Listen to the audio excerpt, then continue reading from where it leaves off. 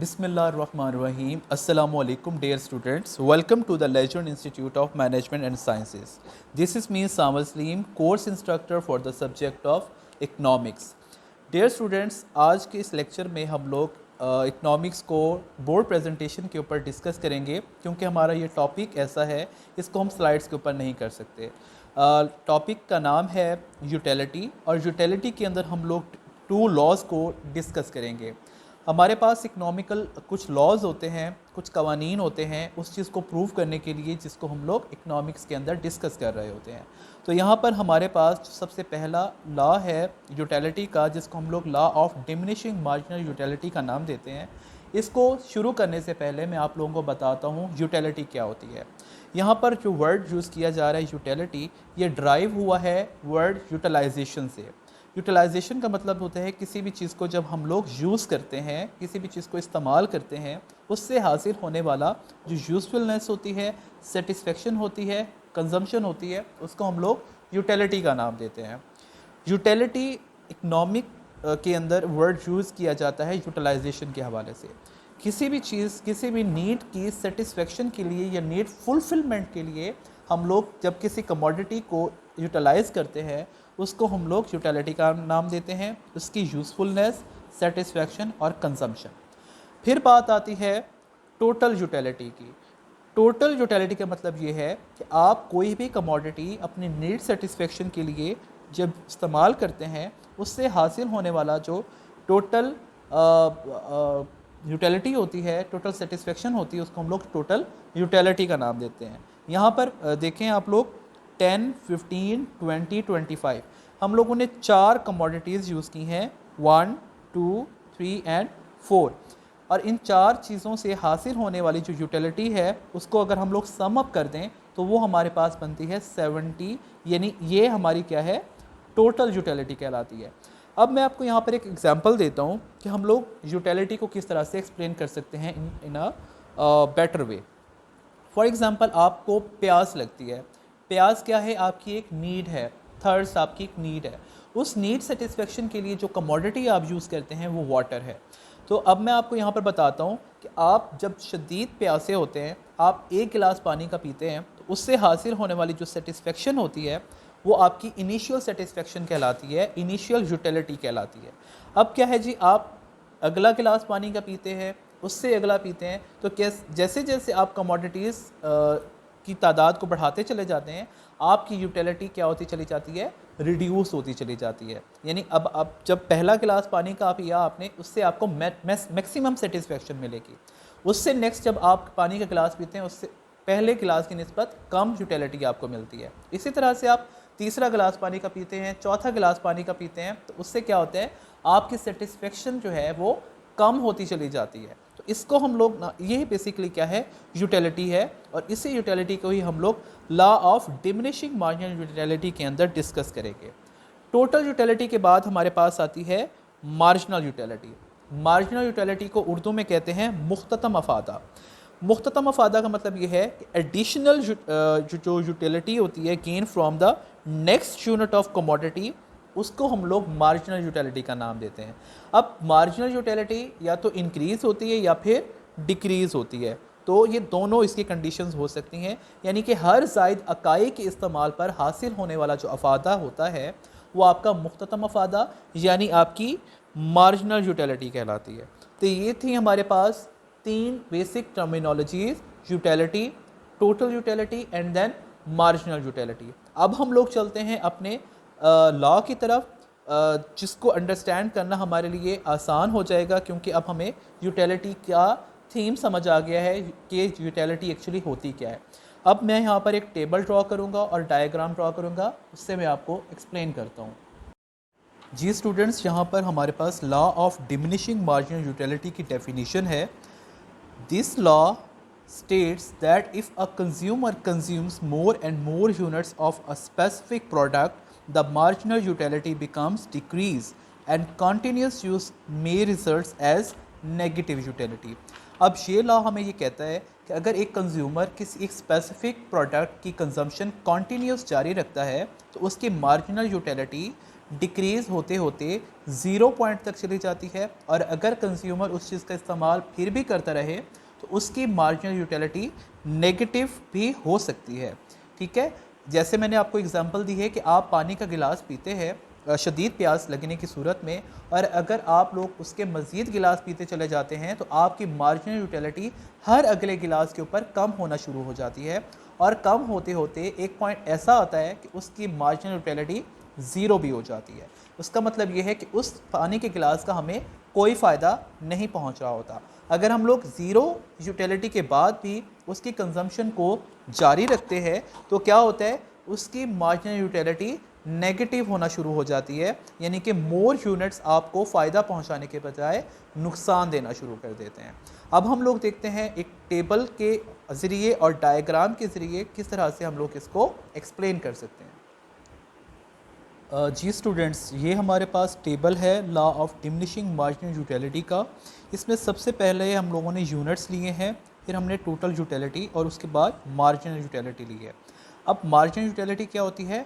Change in total utility, यानी जितने units आप किसी भी चीज़ के इस्तेमाल करते चले जाते हैं उसकी टोटल यूटिलिटी में जितना चेंज आता चला जाता है उसको हम लोग मार्जिनल यूटिलिटी का नाम देते हैं।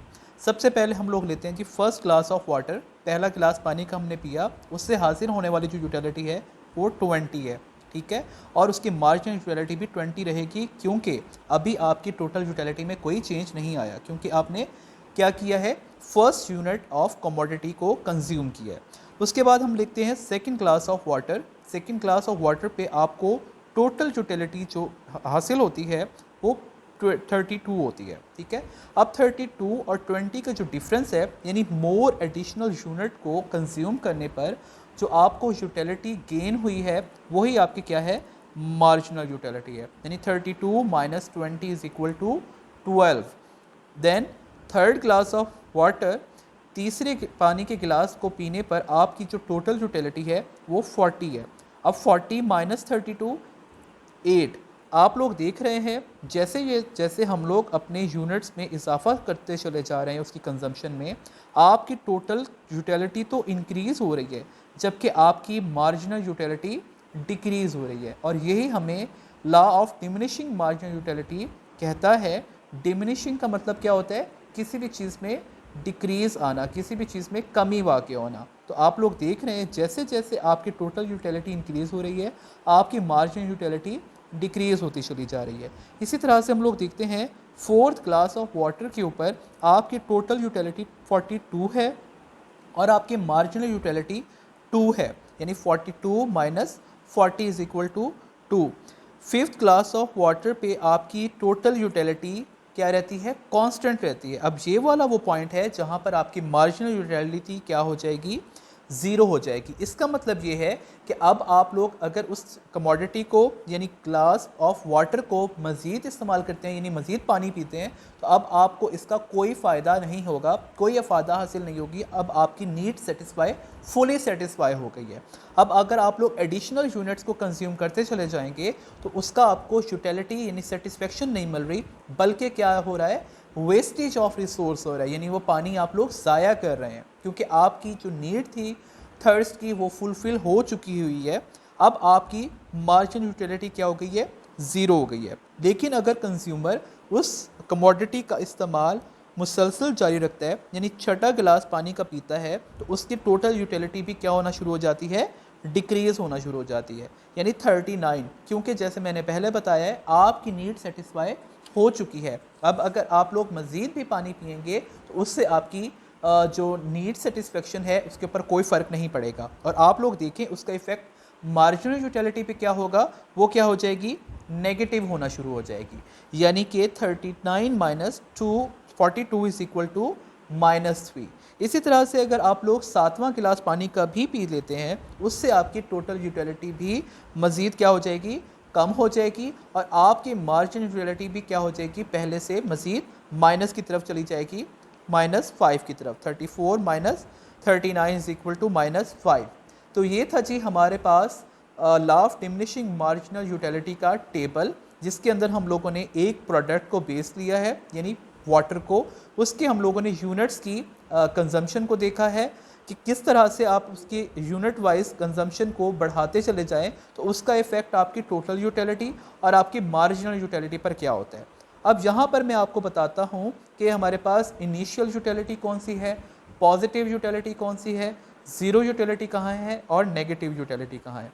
अगर आप लोग फर्स्ट यूनिट ऑफ कमोडिटी की कंजम्पशन की बात करें तो इससे हासिल होने वाली जो यूटिलिटी है ये आपकी क्या कहलाएगी, इनिशियल यूटिलिटी। इनिशियल यूटिलिटी को हम लोग इब्तदाई अफादा का नाम भी देते हैं, यानी कि पहले जो यूनिट ऑफ प्रोडक्ट है उसकी कंजम्पशन, उसके इस्तेमाल के ऊपर आपको जो अफादा हासिल होता है उसको हम लोग इनिशियल यूटिलिटी का नाम देते हैं।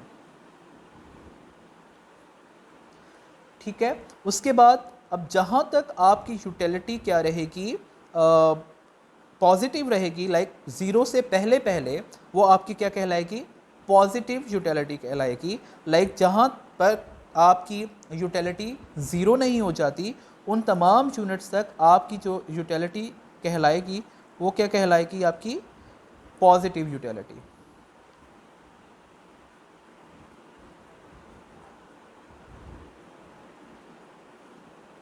अब जहाँ पर आपकी यूटिलिटी हो जाएगी ज़ीरो, इसको हम ऑफ कोर्स ज़ीरो यूटिलिटी का नाम देंगे, ज़ीरो यूटिलिटी। अब जहाँ पर आपकी यूटिलिटी डिक्रीज़ होना शुरू हो जाएगी, लाइक माइनस की तरफ जाना शुरू हो जाएगी, उसको हम कहते हैं नेगेटिव यूटिलिटी।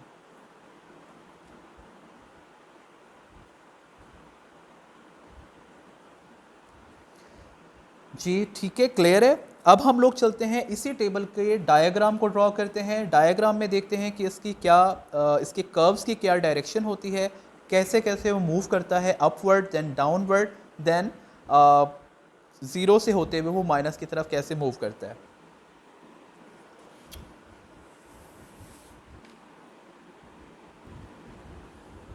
जी स्टूडेंट्स, ये हमने डायग्राम ड्रॉ किया है। आप लोग देख सकते हैं वाई एक्सिस पे मैंने लिए है मार्जिनल यूटिलिटी और टोटल यूटिलिटी। इसी तरह एक्स एक्सिस पे मैंने लिए हैं यूनिट्स यानी ग्लास ऑफ वाटर। 1 2 3 4 5 6 7 हमने टेबल के अंदर 7 ग्लास ऑफ वाटर लिए थे। इसी तरह से मार्जिनल यूटिलिटी की जो वैल्यूज़ हैं एंड टोटल यूटिलिटी की वैल्यूज़ हैं उनको मैंने 10 20 30 40 50 के डिफरेंस के साथ यहाँ पर लिया है। अब जो वैल्यूज़ हम लोगों ने टेबल के अंदर ली थी उन्हीं वैल्यूज़ को ही हम लोग डायग्राम के अंदर यहाँ पर मार्क करेंगे। अगर आप लोग टेबल को रिकॉल करें तो पहले यूनिट के ऊपर हमारे पास जो टोटल यूटिलिटी थी और मार्जिनल यूटिलिटी थी वो 20 थी, यानी 20 ही हमारी मार्जिनल यूटिलिटी थी और आपकी टोटल यूटिलिटी भी 20 थी पहले यूनिट की कंजम्पशन के ऊपर। दूसरे यूनिट की कंजम्पशन के ऊपर हमारे पास टोटल यूटिलिटी 32 थी, यानी जब हम लोग दूसरे ग्लास का पानी हमने पिया था उसके ऊपर हमारी जो टोटल यूटिलिटी थी वो 32 थी, तो हम लोग यहाँ पर कहीं मार्क कर देते हैं उसको 32 यहाँ पर। इसी तरह से पहले हम लोग टोटल यूटिलिटी के तमाम पॉइंट्स को मार्क करते हैं, उसके बाद हम लोग मार्जिनल यूटिलिटी की तरफ आएंगे। तीसरे यूनिट के ऊपर हमारे पास जो टोटल यूटिलिटी थी वो 42 थी, तो हम लोग तीसरे यूनिट को लेकर 42 के ऊपर यहाँ पर मार्क कर देंगे। तीसरे यूनिट को यहाँ से लेते हुए 42 यानी यहाँ पर। इसी तरह से चौथे यूनिट की प्रोडक्शन के ऊपर हमारे पास जो मार्जिनल यूटिलिटी थी, तीसरे यूनिट के ऊपर हमारी जो टोटल यूटिलिटी थी वो 40 थी, यानी तीसरे के ऊपर आपने यहाँ पर इसको 40 पे मार्क करना है।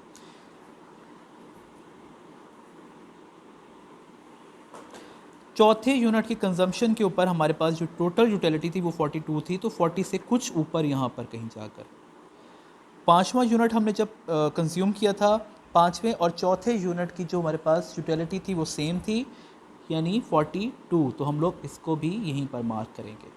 इसके साथ छठे यूनिट की कंजम्पशन के ऊपर हमारे पास जो टोटल यूटिलिटी थी वो 39 थी, तो इसको हम लोग यहाँ से लेते हुए 39 यानी 40 से थोड़ा नीचे मार्क कर देंगे। इसी तरह से सातवें यूनिट की कंजम्पशन के ऊपर हमारे पास जो मार्जिनल यूटिलिटी थी वो 34 थी, तो सातवें यूनिट को हम लोग यहाँ से लेंगे और 30 और 40 के मिड में कहीं जाकर इसको यहाँ मार्क कर देंगे। अब हम इन पॉइंट्स को मिलाते हुए देखेंगे कि हमारे टोटल यूटिलिटी के कर्व की क्या डायरेक्शन रही है।